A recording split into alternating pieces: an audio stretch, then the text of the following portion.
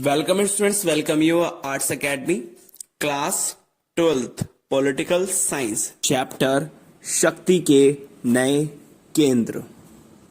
बच्चों, आज की क्लास में हम अपना टॉपिक स्टार्ट कर रहे हैं और टॉपिक का हमारा नाम है चीन अर्थव्यवस्था का उत्थान। इसके साथ साथ हम इसको चीनी अर्थव्यवस्था के उत्थान के नाम से भी जानते हैं।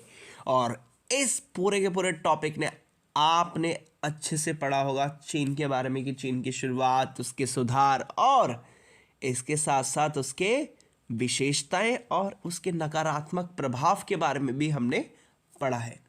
होपफुली आपने अच्छे से नोट्स बनाए होंगे और इसके साथ साथ आपने अच्छे से प्रिपरेशन भी चल रही होगी आपकी। तो आज हम इस टॉपिक के लास्ट टॉपिक के ऊपर बात करेंगे जिसका नाम क्या है, चीन का वर्चस्व। या फिर हम बात करेंगे कि कैसे हम कह सकते हैं कि चीन जो है या चाइना जो है विश्व के स्तर पे आज बहुत बड़े लेवल पे काम कर रहा है, इसी के ऊपर बात करेंगे। और इसके साथ साथ इस पिक्चर में आप देख सकते हैं कि कैसे धीरे धीरे पूरा का पूरा चाइना का कंट्रोल होता जा रहा है पूरे के पूरे वर्ल्ड में। तो इसके ऊपर आज हम डिस्कस करने जा रहे हैं। तो अच्छे से तैयार हो जाइए, इसके साथ साथ नोट्स बनाइए और इसको अच्छे से लर्न कीजिए। अगर कहीं पे भी कोई भी क्वेरीज है, कोई भी टॉपिक है या फिर कोई भी आपको डाउट है, समझ नहीं आ रहा है, तो आप कमेंट कर सकते हैं, फिर उस पर डेफिनेटली मैं रिप्लाई ज़रूर करूँगा। तो स्टार्ट करते हैं चीन का वर्चस्व। सबसे पहले हमने ऊपर वाले तो बात कर लिया, अब वर्चस्व के ऊपर बात करेंगे कि वर्चस्व क्या होता है।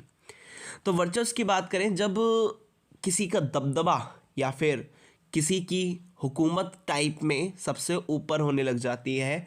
जब मान लीजिए कोई भी एक प्लेयर है और वो उस चीज़ में बहुत अच्छा है और वो सबसे ज़्यादा काम भी कर रहा है। जैसे हम यूएसए की बात करें तो यूएसए का वर्चस्व हमने देखा था, यूएसए के बारे में हमने पढ़ा है कि यूएसए का वर्चस्व हम किस 3 रूप से देखते हैं। 3 रूप की बात करें तो हमने इसमें देखा था कि राजनीतिक रूप में देखा, सांस्कृतिक, सैनिक, इन सभी रूपों में हमने देखा है कि किसका वर्चस्व है, अमेरिका का। तो इसी के साथ साथ आज की क्लास में हम ये पढ़ेंगे कि चीन कैसे पूरे विश्व में दबदबा बना के रखा हुआ है, कि कैसे हम कह सकते हैं कि चीन का आज दबदबा हम पूरे विश्व में देख सकते हैं और चीन इतना आगे कैसे है, इसके ऊपर हम बात करेंगे। या फिर आप ये भी इसमें क्वेश्चन एक और निकल के ये भी कह सकते हैं, चीन का विश्व स्तर पे क्या प्रभाव है, लिख लीजिए। या फिर चीन का विश्व स्तर पर क्या प्रभाव है, ये बात करेंगे कि चीन का विश्व के स्तर पे क्या प्रभाव है, इसके ऊपर बात कर सकते हैं। बात वही है। और इसके साथ साथ तो अपना टॉपिक स्टार्ट करते हैं। सबसे फर्स्ट पॉइंट में क्या कहते हैं, बहुत ही इजी है।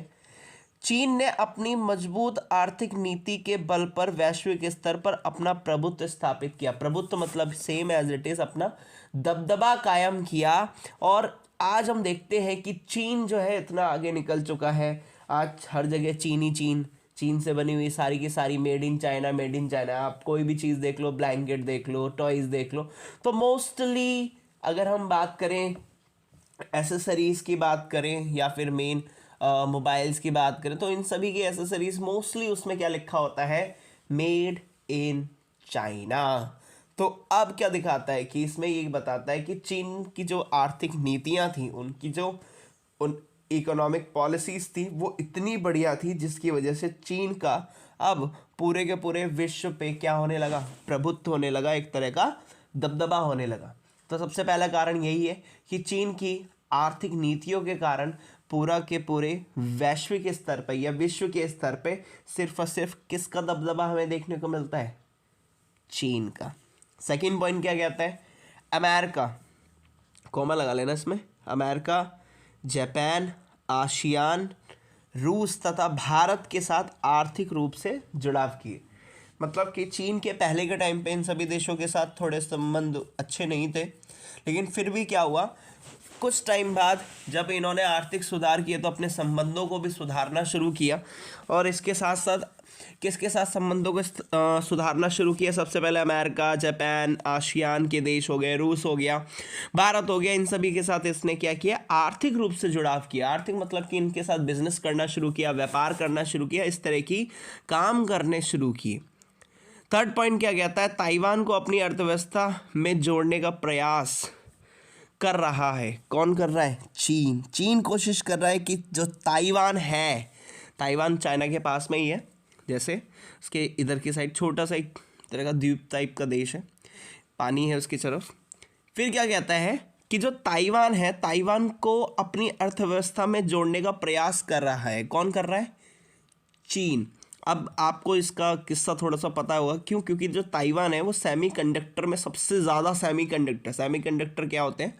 मतलब कि चिप होती है जो आप देख सकते हैं, ग्रीन कलर की होती है, हर एक एसेसरीज में लगी होती है। उस चीज़ को बनाने वाला बहुत बड़ी कंपनियां वहाँ कहाँ पर है? ताइवान में है।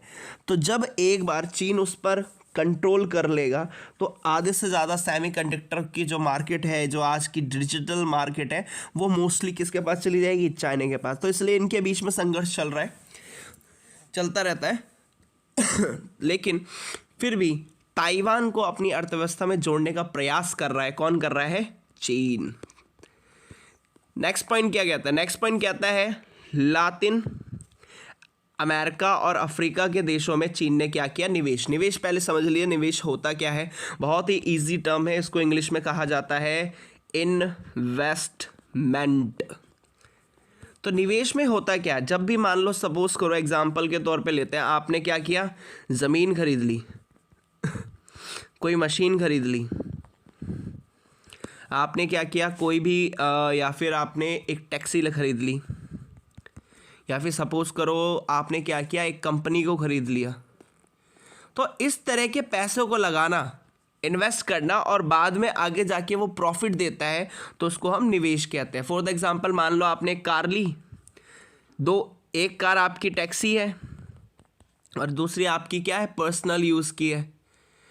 तो ये पर्सनल यूज़ वाली आपकी निवेश नहीं कहलाएगी। क्यों? क्योंकि ये हर महीने आपसे पैसा लेगी, लेकिन ये आपको हर महीना क्या, हर दिन आपको पैसा देगा।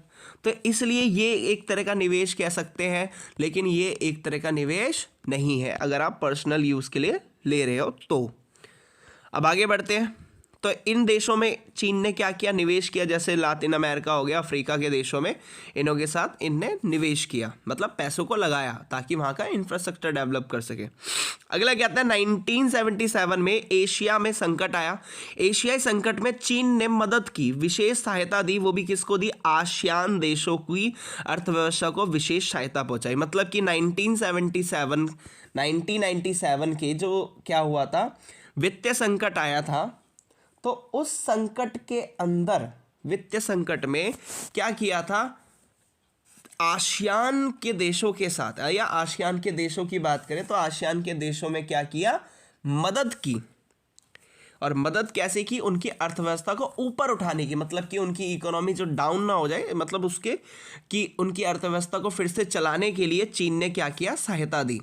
यहाँ पे आप एशियाई संकट की जगह हम वित्तीय संकट भी आराम से लिख सकते हैं, कि मतलब कि पैसों का संकट आया तो उस टाइम पे चीन ने क्या किया? जो आसियान के देश थे उन देशों के साथ क्या किया? मेन उनको विशेष सहायता दी, जिसकी वजह से ताकि उनकी इकोनॉमी ज़्यादा गिरे ना। तो ये हुआ 1977 में। और लास्ट में क्या कहता है? विकासशील देशों के साथ संबंध स्थापित किए, मतलब अच्छे संबंध बनाने शुरू किए। वो भी किसके साथ? विकासशील, जो विकास कर रहे होते हैं देश, उसको हम क्या कहते हैं? मोस्टली विकासशील देशों की श्रेणियों में रखा जाता है। तो उन देशों के साथ इन्होंने क्या किया? संबंध को स्थापित किए। चलिए एक एक करके सारे पॉइंट्स बहुत ही ईजी और शॉर्ट में निपटाते हैं। सबसे पहले कहता है कि चीन की जो आर्थिक नीतियां थी वो इतनी ज़्यादा बढ़िया थी, जिसकी वजह से उसका विश्व स्तर पे क्या हुआ? प्रभुत्व कायम हो गया। सेकंड पॉइंट कहता है अमेरिका, जापान, आसियान, रूस तथा भारत के साथ इसने क्या किया? अपने आर्थिक सुधारों को सुधारने की कोशिश की। इसके बाद ताइवान को अपने में जोड़ने की कोशिश कर रहा है। इसके साथ साथ अगला क्या कह रहा है, लातिन अमेरिका और अफ्रीका के देशों में इसने क्या किया, निवेश किया। और 1997 में वित्तीय संकट आया तो उस टाइम पे मदद की, किसकी, आसियान देशों की, उनकी अर्थव्यवस्था को विशेष सहायता पहुंचाई, वो भी किसने, चीन ने। और इसके साथ साथ लास्ट में पॉइंट क्या कहता है बेटा, लास्ट में पॉइंट ये कहता है कि विकासशील देशों के साथ इन्होंने अपने संबंधों को भी सुधारने की कोशिश की। तो ये सारे के सारे पॉइंट्स हमने डिस्कस किए चीन के वर्चस्व के ऊपर। अगर आपसे क्वेश्चन पूछा जाए कि कैसे हम कह सकते हैं चीन का आज वर्चस्व पूरे विश्व में है, या फिर चीन का प्रभुत्व आज पूरे देश में या पूरे विश्व में हमें देखने को मिल रहा है, इसके क्या कारण थे, तो ये सारे कारण आप बता सकते हो जिसकी वजह से चीन का वर्चस्व कायम है या हो रहा है। होपफुली आपको अच्छे से टॉपिक समझ में आ रहे होंगे, सारी चीज़ें अच्छे से लग रही होंगी। तो please like, share and comment. Thank you.